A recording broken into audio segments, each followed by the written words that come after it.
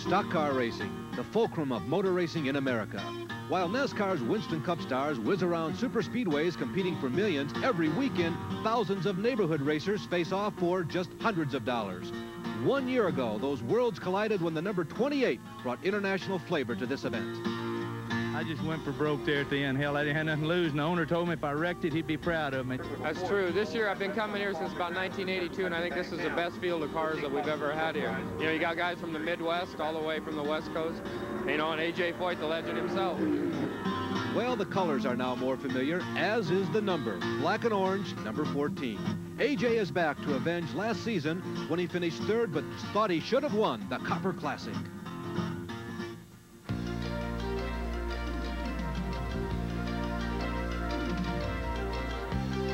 ESPN, the world leader in motorsports coverage, presents Speed World.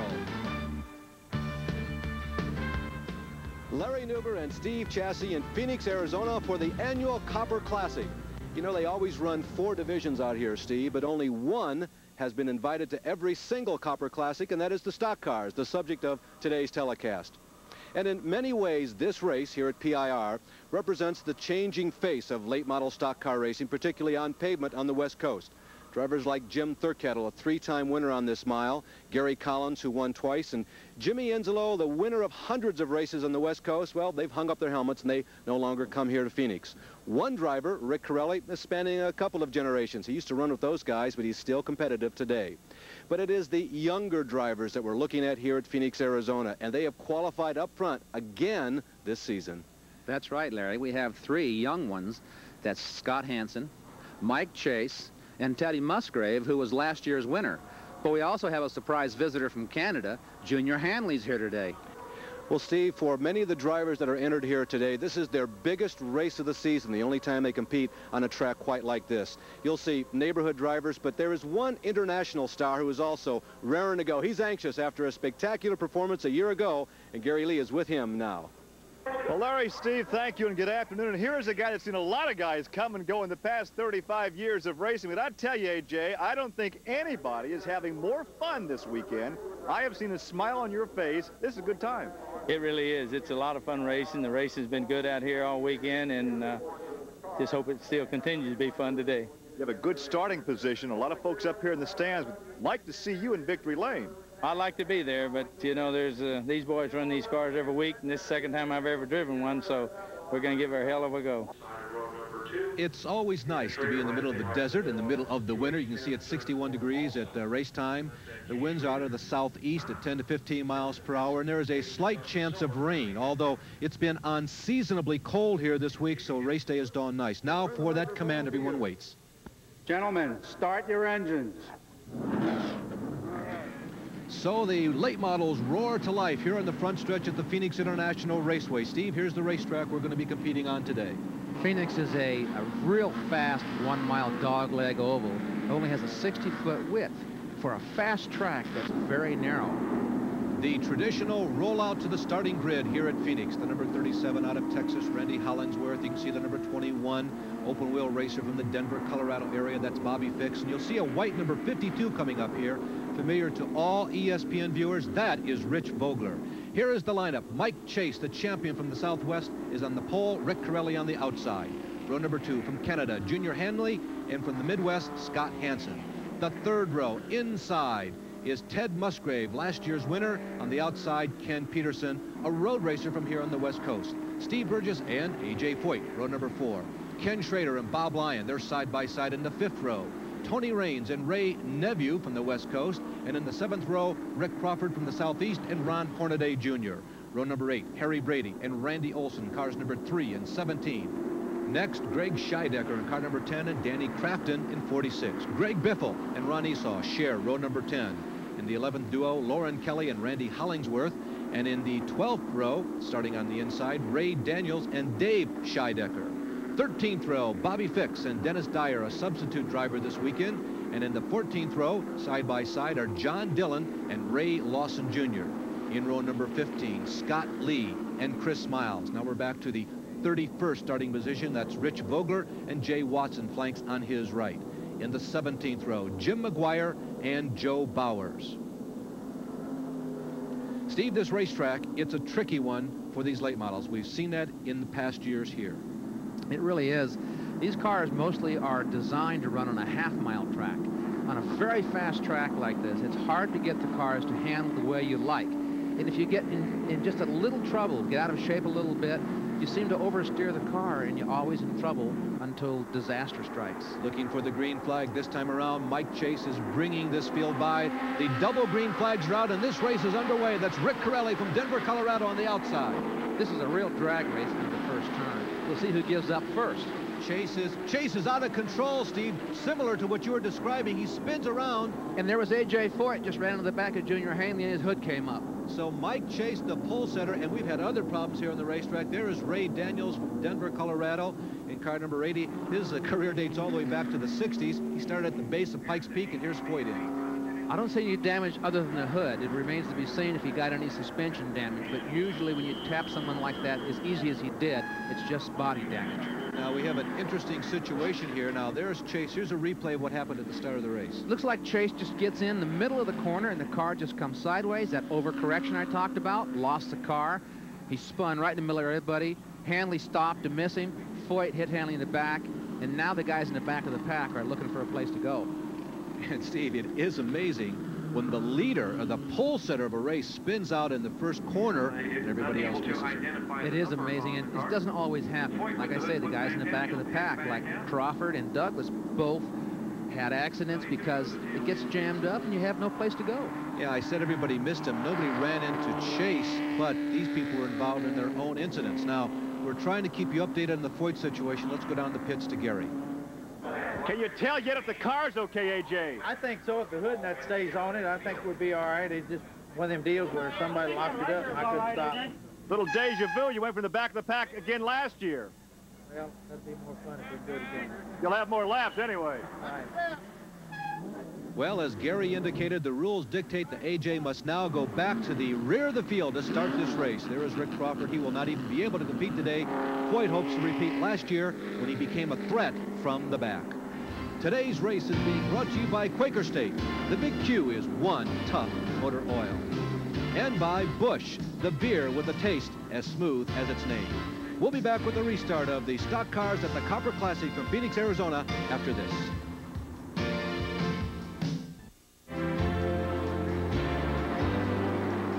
For most of these drivers, this is the most important race day of the year. We are green flag. This is a complete restart. And I guess you'd say the chase is on. Yes, chase is on. Chasing back up front because he didn't stop.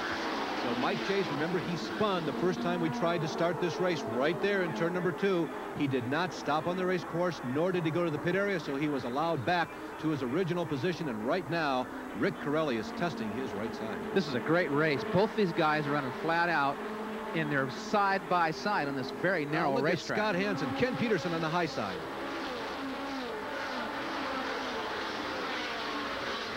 This is a good shot coming off the corner. There we are in the first turn. Now, Chase has got his pattern down pretty good. He's not moving around the racetrack anymore. Now it's going to be tough for these guys to get by him. They'll have to really be going fast to get by him. That white number 53 on the inside is Scott Hansen. He's from Wisconsin. He was spectacular as a rookie a year ago in ASA, and Rick Corelli is a two-time winner out here in that black, blue, and bright red trim number 6. Corelli is always a force to be considered here at Phoenix. Another one of the young drivers we spoke of earlier. He always runs tough here, and he runs tough wherever he runs in these stock cars. Now we're going back to take a look at A.J. Foyt. There he is, that black and orange number 14. If you follow racing or have not been living in a cave in the last couple of years, you recognize the number and the colors. Look at how fast. His car is working so good right now, and he has fresh tires. He comes off the corner with so much throttle. He has a lot of speed down the straightaway and drives by these guys at will, but it's working good also. Here he is just driving by these guys in the bottom like it's stuck like glue. Going by Dennis Dyer. He replaced Ed Ash, a big engine builder from here on the West Coast who was unable to compete here this weekend. He put Dyer in the car, but look at Foyt come on. Now remember, Foyt had to start this race back in approximately 40th position after qualifying in the top 10, and that Texan is on the rampage. See, it's like I said, in the middle of the corner, he starts to put the throttle down hard, by the time it gets to the dog leg, he has 3 or 4, maybe 5 miles an hour more speed than the guys that wait until they come out of the corner to put the throttle down. You know, Steve, I know that AJ has a lot of experience in all types of racing. As you see, a year ago he finished 3rd in this race, but it is amazing he's only been in one of these late models twice in his career. True, but they're all the same. Race car is a race car. There you can see the first 4 cars. The second white car, 4th one in line, is 4th on the racetrack right now in the race. That is Junior Hanley, the Canadian, a man with enormous experience in late models. But this is his first trip ever to the Phoenix Mile.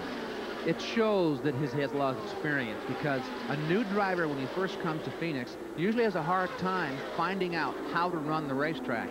And here's Junior in 4th place already, and it looks to me like he's just lying there and watching what's going on in front. Here he is starting to make a move. Didn't quite have, well, here he goes. Now he's going down the inside. Well, he backed out, but he knows what to do in this racetrack already. And Steve, he is working on a guy who is visiting the Phoenix Mile Oval for the first time in his career too, Scott Hansen. Scott is out of Wisconsin. Scott hopes to move on to Winston Cup racing, but Junior Hanley is giving Scott Hansen not only a rear view mirror full, but now a front windshield full of his white number 72. Well, see, that's the experience, miles of experience that Junior shows. He follows a car, finds its weak point, then moves in for the kill. So Junior Hanley moves up. Now, he did not qualify in the front row, but he has got to be considered the wild card in this pass. Now we're going back and look for A.J. Foyt, look for a black and orange trim car. There he is. Foyt has now moved up to 18th. See the hood shaking around, but they've got it taped down tightly enough that it hasn't come loose yet. We hope it won't come off the rest of the race. He's slowly moving up. He's more traffic now. It's harder to pick through the cars, but he's still finding a way through. That's Greg Scheidecker, the California driver he's trying to work under, and they're moving up on Bobby Fix.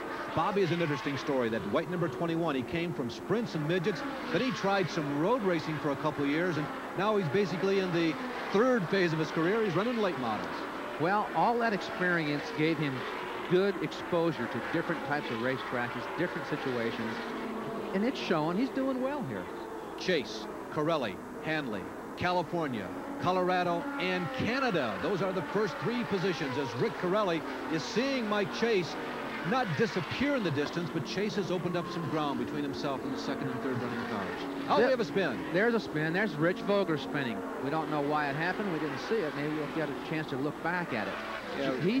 He's the only driver who has decided and found rides to run in all 4 events this weekend. This is one of the rare occasions that you'll find Rich Vogler in a late model. This is the DeWitt late model from up in southern Michigan. And you can see a very dejected Rich sitting there.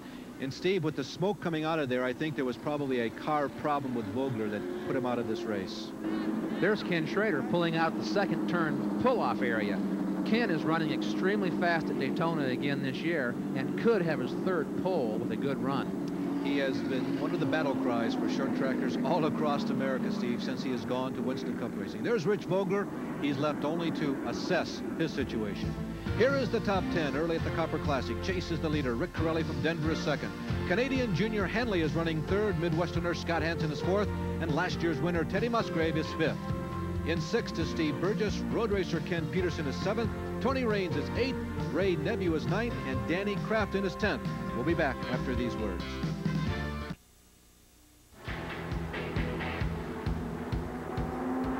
Back to green flag here at Phoenix, Arizona. Larry Newber, Steve Chassie, along with Gary Lee for the 1990 Copper Classic. You're looking at leader Mike Chase. He's led from the drop of the green flag. Rick Corelli runs 2nd. And in 3rd is Junior Hanley. And Corelli, once again, as the tires cool down, looks like he's ready to challenge Mike Chase. He always makes that move coming off the corner. That means he's getting the throttle down sooner. He's got a little bit more speed, but then Mike picks it up in the middle of the straight. Now there goes A.J. making another pass. Now he's still moving up. He's in 8th place, but you'll notice he's not passing the cars as quickly as he was. And a surprise, Steve. That is Junior Hanley moving to the inside of the Phoenix veteran Rick Corelli. The 2-time winner sees the rookie, although calling a 40-year-plus man a rookie, I guess, is a bit of a misnomer, but Junior Hanley moves into the runner-up spot. Well, he's doing the same thing he's done all day. Follows, looks for a weak spot, and makes his move. And he has the car and the ability to do it. And maybe Junior Hanley has decided that he has waited long enough. Hanley has moved into 2nd. Now he challenges for the lead. There is Foyt. He looks to the inside of Ken Peterson. Peterson is 6th. Foyt has moved up to 7th, and meanwhile, up front, Hanley perhaps is making his move. He's looking for a spot on the inside of the dog leg. He doesn't quite make it. Got squeezed a little tight, but he's still hanging in there. He's got a good line. Now he's took the throttle back down. It's going to be a drag. He's gone. He's gone. He's out of there. Hanley is by. He's got the right setup here in the latter stages, chasing that last lap through the dog leg. Didn't give Hanley a lot of extra room, but Steve, just enough. There's AJ making a nice smooth move. A little sideways. His tires are getting hot. Now, he has moved up to 4th officially. You saw that yellow car going slowly on the inside of turn number 4. That was Steve Burgess. He was the 4th place runner. There he is coming into the pits before Foyt made his move. Burgess has dropped out here in the last couple of laps of this event. See, Foyt's tires are getting hot. Most guys' tires are hot. They're a little softer than Hanley's tires. Hanley's got a harder tire on. His tires are staying together a lot better. Great race for 5th, 6th, and 7th. Peterson in the red and white car. That is Scott Hansen. And Hansen comes together with Peterson. He touches him just a little bit. It sends Peterson out of control. He keeps it under control. Now he loses it. And Ken Peterson, after the 2nd year in a row, a great race, he's out. It was a great job of handling the car. Almost saved it. But these cars, like I said, once they get loose, they're hard to get back in a straight line. Not only that, but as he was pulling away, Steve, the right rear wheel did not look like it was going in the straight and narrow direction. We're on the white flag right now. Junior Hanley is going to win this easily unless something really bizarre happens in the final corners. Peterson is out. Hansen moved down. He stays in the top 10. There are the first 4 cars. It is going to be the Canadian Junior Hanley visiting Phoenix for the first time. He comes home a winner. Mike Chase is 2nd. The High Plains drifter Rick Corelli is 3rd. And A.J. Foyt, the Texan, is in 4th. He had fun once again these days. Well, we're going to go back and take another look at that situation involving Scott Hansen and Ken Peterson. Steve? Well, you see, Ken's going down in front in the corner, has plenty of room, no problem. All of a sudden, he gets a little bump from the rear, turns him sideways. Just a touch is enough to turn you sideways. Hansen gets on the brakes. He avoids the incident, as does Tony Raines there on the outside. That is Ray Dillon's car out of Indiana. Peterson almost saves it, but as he goes over the humps in the infield, he loses control. Meanwhile, here comes the winner, Junior Hanley. You know, this race has fostered repeat winners, so that may be a good sign for Junior Hanley. Finishing 2nd to Junior was Mike Chase, the Southwest Tour champion. There's Junior. Let's take a look at Mr. Chase. And in 3rd place, Rick Corelli, a 2-time winner here. He has to settle for 3rd today. A.J. Foyt was 4th, and John Dillon came all the way from 27th starting position by way of Boise, Idaho, to come home 5th.